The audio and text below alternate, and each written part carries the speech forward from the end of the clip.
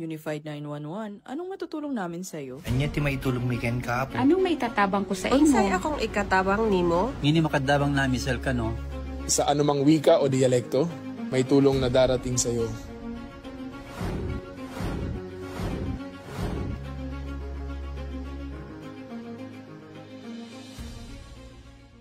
Lilingkod sa bawat Pilipino at magbibigay ng tamang impormasyon para sa tahimik at maayos na Pilipinas. Police News Network, alagad ng batas, tagapagtaguyod ng balitang pulis, sandigan ng mamamayan, patnubay ng katotohanan. La Campo Crame, maghahatid ng pinakahuling kaganapan at nagbabagang balita. Ito ang PNN Police News Network. At ngayon, ang inyong mga tagapagbalita. Magandang araw, bagong Pilipinas. Ako ang inyong alagad ng batas, tagataguyod ng Balitang Pulis, Patrolman Josel Atienza Sacmar mula sa Regional Community Affairs and Development Division ng NCRPO. Maghatid sa inyo ng tamang balita, kwento ng pulis at serbisyo para sa mamamayan. Ito ang PNP News Online, ang pangunahing balita ng Police News Network. Alagad ng batas, tagataguyod ng Balitang Pulis.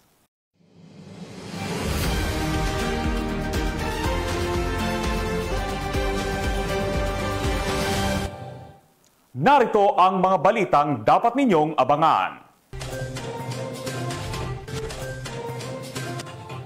Lalaking nagbabantang ikakalat ang maselang larawan at video ng isang individual, arestado ng Regional Anti-Cybercrime Unit 9. Tatlong biktima sa hostage-taking nailigtas ng PNP. Suspect arestado. Higit sa 7 milyong pisong halaga ng iligal na droga nasabat sa bypass sa Camarines Sur.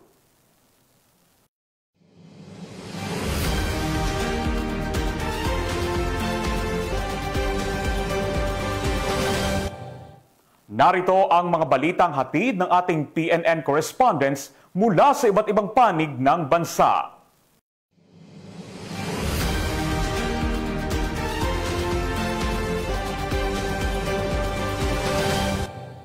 Simulan natin ang balita mula sa bahagi ng Luzon.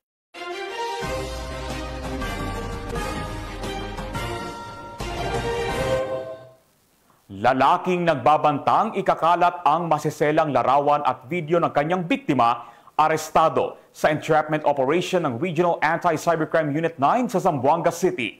Ang buong detalye ng report ay mula kay Patrolwoman Mary Grace Artizuela. Walang palag ang isang binata nang ito'y arestuhin ng mga tauhan ng Regional Anti-Cybercrime Unit 9 matapos itong ireklamo ng biktima dahil sa pagbabantang ikakalat ang kanyang mga masiselang larawan at video kung hindi ito papayag makipagkita sa suspect. Sa itinakdang lugar ng pagkikita ay agad siyang inaresto ng mga otoridad. Kinilala ang suspect bilang si alias Joe, 19 anyos at residente ng Zamboanga City. Nahaharap ngayon ito sa mga kasong grave coercion at paglabag sa photo and video voyeurism na parehong may kaugnayan sa Cybercrime Prevention Act. Mula dito sa Campo Crame, ako ang inyong PNN correspondent, Patrolwoman Mary Grace Artizuela, nagbabalita para sa Police News Network, alagad ng batas, tagataguyod ng Balitang Pulis. Maraming salamat, Patrolwoman Artizuela. Eastern Police District, pinarangalan ang 12 retiradong PNP personnel at 3 non-uniformed personnel sa Salamat Kapatid Program. Patrolwoman Jenny May Dolor sa report.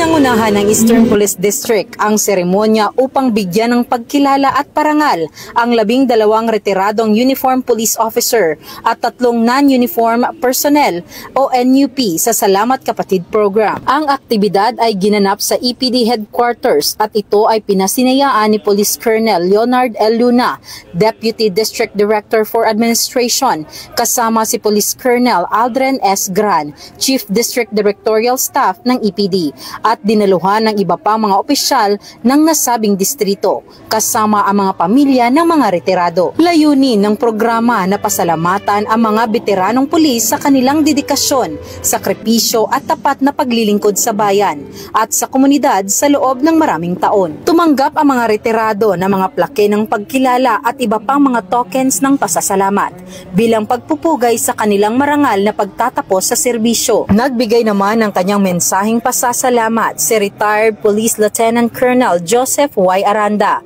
sa karangalang makapaglingkod sa bansa at sa mamamayan bilang alagad ng batas. Kanyang ipinaabot ang taos-pusong pasasalamat sa mahigit 20 years niyang pagsiserbisyo sa PNP na siyang nagsilbing pangalawa niya ng tahanan at pamilya. Nagpapasalamat ako sa Panginoon natin kasi sa haba ng panahon, nakaabot ako ng retirement na kahit pa paano, nasa maayos na kalagayan, kalusugan. Maging masaya ako kasi mababalik na ako sa mga pamilya ko.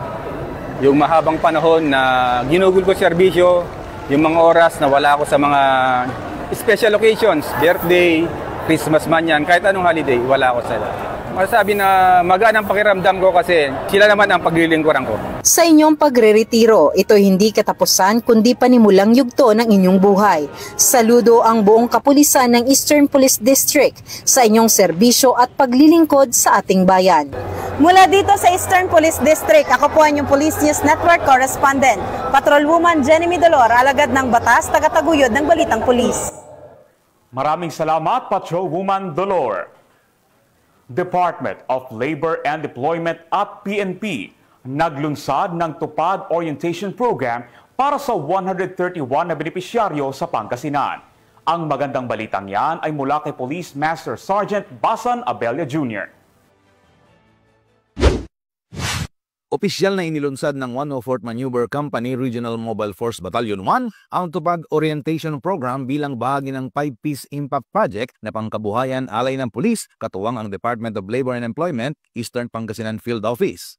Naganap ang aktibidad noong Nobyembre 26, 2025 sa bayan ng Eastern Pangasinan bilang tugon sa pangangailangan ng mga residenteng naapektuhan ng nagdaang bagyo. Aabot sa 131 benepisyaryo ang nakatanggap ng kabuuang 661,550 pesos bilang tulong pangkabuhayan upang muling makapagsimula matapos masalanta ang kanilang kabuhayan. Pinangunahan ng programa ni Police Master Sergeant Nick F. Binoya sa ilalim ng pamumuno ni Police Major Ronel K. Balangkod, katuwang si Attorney Charlene B. Lagua, Vice Chairwoman ng 104th Maneuver Company Advisory Council na nagpaabot ng kanilang suporta sa pagpapatupad ng nasabing proyekto. Layunin ng tupad na mabigyan ng pansamantalang trabaho ang mga pamilyang naapektuhan ng kalamidad at tiyaking hindi sila napag-iiwanan sa prosesong muli nilang pagbangon. Sa pamamagitan ng sama-samang pagsisikap ng DOLE at PNP, lalo pang napagtibay ang ugnayan sa pagitan ng pamahalaan at komunidad. Isang malinaw na hakbang tungo sa mas matatag na kabuhayan at mas maunlad na bagong Pilipinas. Mula dito sa Ilocos Region, ako po ang inyong PNN Correspondent, Police Master Sergeant Robert Abella Jr., alagad ng batas, tagataguyod ng Balitang Pulis. Maraming salamat, Police Master Sergeant Abella. Isang dating miyembro ng Alyansa Manggagawang Bukid ang voluntaryong sumuko sa La Paz PNP. Ibabalita yan ni Patrolwoman Janice Bulahaw. Isang dating kasapi ng Alyansang Manggagawang Bukid ng Hacienda Luisita ang kusang loob na tumalikod sa kilusan at sumuko sa La Paz Municipal Police Station sa Barangay San Roque, La Paz, Tarlac. Kinilala ni Police Brigadier General Ponce Rogelio I. Peñones Jr., Regional Director ng Pro-3, ang nagbalik loob na si alias Ka James, 68 taong gulang, may asawa, walang trabaho at residente ng Block 6, Barangay Motrico, La Paz, Tarlac. Ang kaniyang pagsuko ay naging matagumpay sa pamamagitan ng koordinasyon at negosasyon ng mga tauhan ng La Paz Municipal Police Station, katuwang ang Provincial Intelligence Unit Tarlac PPO, at Regional Intelligence Unit Pro 3. Voluntaryong isinuko ni Ka James ang isang hindi lisensyadong caliber 38 revolver na walang serial number at kargado ng 3 pirasong live ammunition na ngayon ay nasa kustodiya ng mga otoridad para sa tamang disposisyon. Patuloy na isinusulong ng Pro 3 at Tarlac PPO ang mga programa para hikayatin ang iba pang dating kasapi ng mga makakaliwang grupo na magbalik loob, talikuran ang marahas na ideolohiya at mamuhay ng mapayapa alinsunod sa layunin ng pamahalaan tungo sa mas ligtas at mas maunlad na komunidad. Mula dito sa Gitnang Luzon, ako ang inyong PNN correspondent, Patrolwoman Janice Bulahaw, alagad ng batas, tagataguyod ng Balitang Pulis. Maraming salamat, Patrolwoman Bulahaw. Dahil sa mabilis at mahusay na aksyon ng PNP, nailigtas ang 3 biktima sa hostage-taking. Suspect sa pang-hostage, arestado. Patrolwoman Priscel May Urbano sa report. Na naaresto ng Quezon Police Provincial Office ang isang individual at naligtas ang 3 babae matapos ang insidente ng hostage-taking sa Barangay Kipot, Chaong, Quezon Province nito lamang ka-26 ng Nobyembre taong kasalukuyan. So kanina pong bandang alas 12:20 ng tanghali, nakareceive po ang Chaong Police Station ng isang tawag na kung saan po isang babae ang binugbog ng kanyang dating ka-live-in. So nagresponde po ang ating kapulisan. At pagdating nga po dun sa lugar, tumakbo po itong suspect at pumasok po sa isang apartment. At dun po sa loob po ng apartment, ng hostage po itong suspect na ito upang maiwasan ang paghuli ng ating kapulisan gamit po ang isang pan-knife. So dito po nagsimula po ang hostage negotiation na kung saan pinangunahan po ito ng Chaong Police Station, ng First Maneuver Company at ng LGU.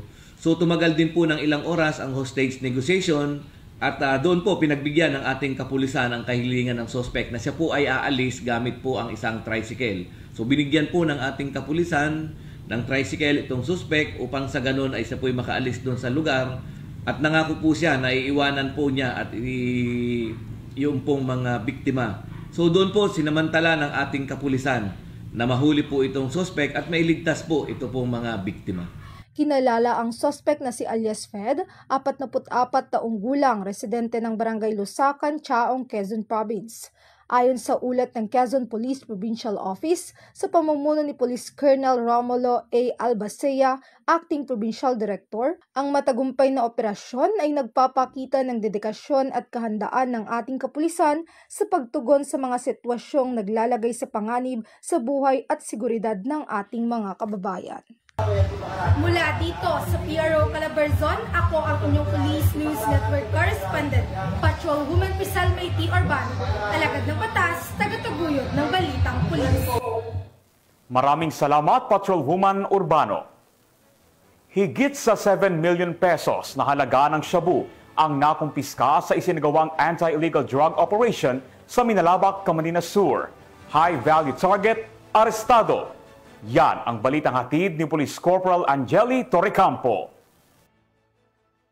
Tinatayang 7 milyong halaga ng hinihinalang shabu ang matagumpay na nakumpiska ng pulisya sa isang drug buy-bust operation sa Barangay Irayang Solong, Minalabak, Camarines Sur nito lamang Nobyembre 25 taong kasalukuyan. Kinilala ang suspect na si alias Rick, 41 anyos, tubong Langtad, Naga City, Cebu, ngunit kasalukuyang naninirahan sa San Roque, Pili, Camarines Sur. Siya ay kabilang sa listahan ng high-value individuals na aktibong sangkot umano sa bintahan ng iligal na droga sa reyon. Nakumpiska sa suspect ang 21 piraso ng heat-sealed transparent plastic sachet na naglalaman ng humigit kumulang sa 1,050 gramo ng hinihinalang shabu na nagkakahalaga ng umaabot sa higit 7,140,000 pesos. Sa kasalukuyan, nasa kustudiya na ng Minalabak Municipal Police Station ng suspect at nahaharap sa kasong paglabag sa Republic Act 9165 o ang Comprehensive Dangerous Drugs Act of 2002. Mula dito sa Riyong Bicol, ako ang inyong PNN Correspondent, Police Corporal Angeli Torrecampo, alagad ng batas, tagataguyod ng Balitang Pulis. Maraming salamat, Police Corporal Torrecampo.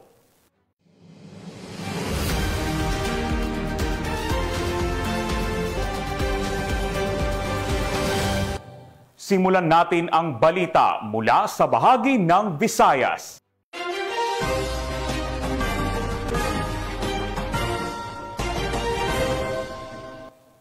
Isa sa mga sospek na sangkot sa bomb threat sa Oton National High School sa Iloilo ang sumuko sa otoridad.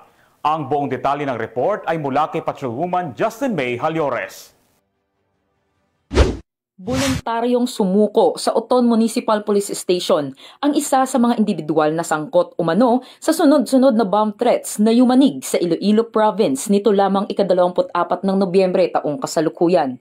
Ang pagsuko ng sospek ay naganap matapos ang malawakang investigasyon ng Police Regional Office 6 sa pangunguna ng Iloilo Police Provincial Office, katuwang ang iba't ibang ahensya ng gobyerno. Sa pamamagitan ng magkatuwang na operasyon, matagumpay na natunto ng mga investigador ang ilang cellphone numbers na konektado sa mga Facebook account na ginamit upang magpadala ng bomb threats. Kabilang sa mga nakilala ay isang 19 anyos na residente ng Oton na itinago sa alias na Jojo. Natukoy na si alias Jojo ang nagpadala ng bomb threat sa Oton National High School noong ika-21 ng Nobyembre gamit ang isang Facebook account at maling pagpapakalat ng impormasyon na may 5 bomba umanong na itanim sa loob ng paaralan. Mula sa cellphone number na konektado sa naturang FB account, nakumpirma ng pulisya ang tunay nitong pagkakakilanlan. Nang mapagtanto niyang natunto na siya ng mga otoridad at malapit nang maaresto, kusang loob siyang sumuko sa Oton MPS. Kasama ang kanyang ama at kapatid at inamin niyang nagpadala siya ng naturang bomb threat. Nahaharap ngayon si alias Jojo sa iba't ibang kaso, kabilang ang paglabag sa Presidential Decree 1727 o ang Anti-Bomb Joke Law, kaugnay ng Republic Act 10175 o ang Cybercrime Prevention Act of 2012, at posibleng paglabag rin sa RA 7610 o ang Special Protection of Children Against Abuse, Exploitation and Discrimination Act, at iba pang angkop na kriminal na kasong maaaring isampa. Ayon kay Police Brigadier General Josefino Diligan, Regional Director ng Police Regional Office 6, inaasahang madaragdagan pa ang mga makikilala at mahuhuling sospek sa likod ng serye ng bomb threats. Nakakuha na umano ang mga investigador ng mahahalagang lead at tiniyak pa na pananagutin ang lahat ng sangkot. Muling tiniyak ng Pro-6 at ng mga katuwang na ahensya ang kanilang walang humpay na dedikasyon sa pagpapanatili ng kapayapaan at seguridad sa buong Western Visayas. Mula rito sa Western Visayas, ako ang inyong PNN Correspondent Patrolwoman Justin May Halyores. Alagad ng batas, tagataguyod ng balitang pulis. Maraming salamat, Patrolwoman Halyores. 136,000 pesos na halaga ng shabu ang nasabat sa isinagawang buy-bust operation ng mga otoridad sa Iloilo City. Magbabalita dyan si Patrolwoman Ledelyn Bansagon.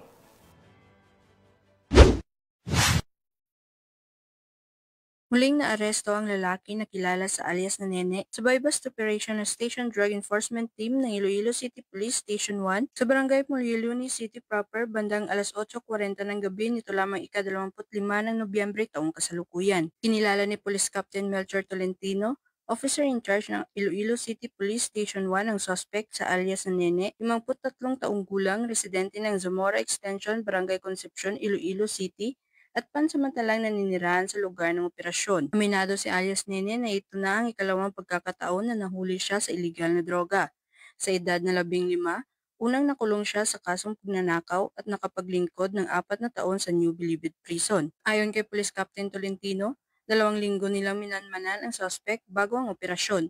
Nagmumula naman sa paligid ng city proper ang ibinebenta niyang iligal na droga sa mga parokyano. Dagdag pa niya, tinukoy si alias Nene bilang habitual offender dahil sa paulit-ulit na pagkakasangkot sa krimen. At kamakailan lamang nakalabas mula sa BJMP matapos magsilbi ng sentensya sa pagnanakaw. Sa operasyon, nakabili ang mga operatiba ng isang sachet ng hinilaang shabu gamit ang 6,000 pesos na marked money. Na-recover din ang 6 na bulto ng shabu mula sa bulsa ng suspect na may kabuuang bigat ng higit kumulang 30 gramo at may estimated standard drug price na 136,000 pesos. Kasalukuyan siya nasa kustudiya ng Iloilo City Police Station 1 at haharap sa kasong paglabag sa Republic Act 9165 o ang Comprehensive Dangerous Drugs Act of 2002. Patuloy naman ang kampanya ng Iloilo City Police Office laban sa illegal na droga upang mapanatili ang kaayusan at kaligtasan ng komunidad. Mula dito sa Police Regional Office 6, ako ang inyong Police News Network Correspondent, Patrolwoman Ledelyn Bansagon, alagad ng batas, tagataguyod ng balitang pulis. Maraming salamat, Patrolwoman Bansagon. Upang mas mapahusay pa ang kakayahan ng kapulisan pagdating sa police operations, Nagkaroon ng simultaneous exercise ang mga miyembro ng Cebu City PNP. Tinutukan niya ni Patrolwoman Annalyn Canoog. Cebu City Police Office ang kanilang mas pinatibay na kahandaan sa operasyon sa serye ng simulation exercise bilang paghahanda pa sa nationwide rollout ng Enhanced Managing Police Operations Challenge at simulation exercise na nakatakda sa Nobyembre 27 sa taong kasalukuyan. Sa pangunguna ni Police Colonel George V. Iliana, Officer in Charge, isinagawa ng iba't ibang police units ang sunod-sunod na scenario-based simulations na tumutok sa pagresponde ng bomb threat, pamamahala ng protest rally, hostage rescue, robbery incidents at iba pang sitwasyong nangangailangan na mabilis at koordinasyong aksyon mula sa kapulisan. Layunin ng serye ng pagsasanay na ito ay palawakin at patibayin ang kakayahan ng Cebu City Police Office sa pag-manage ng police operations lalo't na papalapit ang Kapaskuhan at pagdagsa ng mga tao para sa sinulog 2026. Matapos ang bawat simulation, isinagawa ang masusing critic at assessment upang matukoy ang lakas, kahinaan at mga aspetong kinakailangang paigtingin. Bagamat simulated lamang ang mga senaryo, binigyang diin ng Cebu City Police Office na ang lahat ng ito ay tinitingnan na parang totoong operasyon. May pinakamataas na antas ng focus, disiplina at determinasyon upang matiyak ang kahandaan sakaling magkaroon ng aktwal na insidente. Hinikayat ng mga kapulisan ang publiko na makipagtulungan sa kapulisan sa pamamagitan ng maagap na pag-uulat ng anumang kahina-hinalang kilos, tao o bagay upang masiguro ang kaligtasan ng lahat. Mula dito sa Cebu City Police Office, ako ang inyong Police News Network Correspondent, Patrolwoman Annalyn N. Canoog, alagad ng batas, tagataguyod ng Balitang Pulis. Maraming salamat, Patrolwoman Canoog.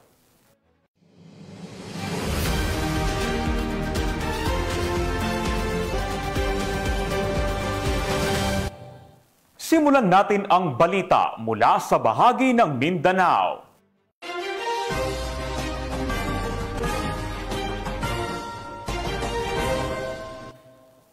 Walang takas ang isang drug suspect sa isinagawang buy-bust operation ng PNP Bukidnon.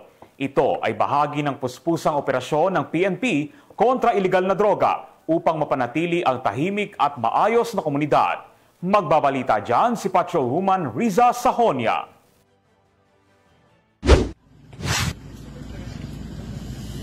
Arestado ang isang drug suspect sa isinagawang joint buy-bust operation ng City Drug Enforcement Unit, Bukidnon Provincial Intelligence Unit, katuwang ang mga kapulisan ng Valencia City Police Station sa Valencia City, Bukidnon. Kinilala ni Police Lieutenant Colonel Brian M. Panganiban, officer in charge ng Valencia City Police Station, ang drug suspect na si Elias Suisoy, lalaki at residente ng nasabing lugar.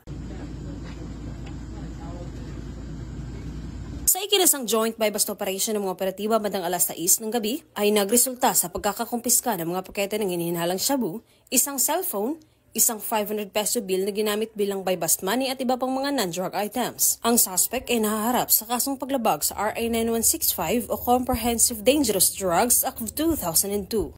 Mula dito sa Northern Mindanao, ako ang inyong Police News Network Correspondent, Patrolwoman Riza Sahonia, alagad ng batas, tagataguyod ng Balitang Pulis. Maraming salamat, Patrolwoman Sahonia. Arestado ang isang 27 anyos na lalaki matapos ang isang matagumpay na anti-illegal drug operation ng mga otoridad sa Ozamis City, Misamis Occidental. Patrolwoman Danessa Berdos, ibalita mo. Arestado ang isang individual sa kanasang buy-bust operation ng mga operatiba ng Ozamis City PNP sa Barangay Karangan, Ozamis City, Misamis Occidental. Kinilala ni Police Lieutenant Colonel Harvey Villanosa, officer in charge ng Ozamis City Police Station, ang suspect na si alias Tata, lalaki 27 taong gulang at residente ng Zamboanga City.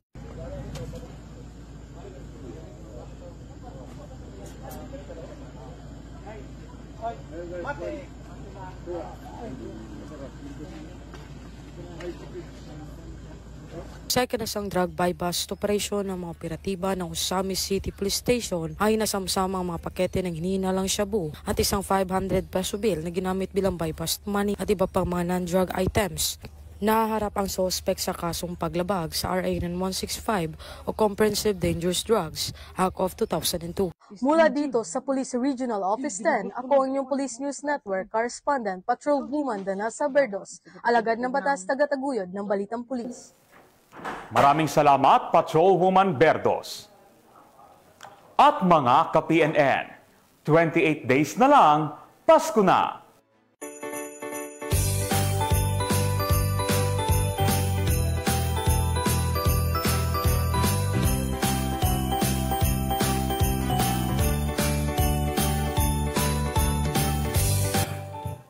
Sa ngalan ng pamunuan ng Philippine National Police, sa pangunguna ni Acting Chief PNP, Police Lieutenant General Jose Melencio Corpuz Nartates Jr. at sa pamumuno ni President Ferdinand Bongbong Marcos Jr., kami ay maglilingkod sa bawat Pilipino at magbibigay ng tama at balanseng balita. Mula rito sa tanggapan ng tagpag-ugnay ng pambansang pulisya, kami ang inyong alagad ng batas, tagataguyod ng Balitang Pulis. Ako ang inyong tagapag-ugnay, Patrolman Josel Atien Jasakmar mula sa Regional Community Affairs and Development Division ng NCRPO. Maghahatid ng tamang balita, kwento ng pulis at serbisyo para sa mamamayan. Ito ang PNP News Online at ito ang bagong PNP para sa bagong Pilipinas. Serbisyong mabilis, tapat at nararamdaman.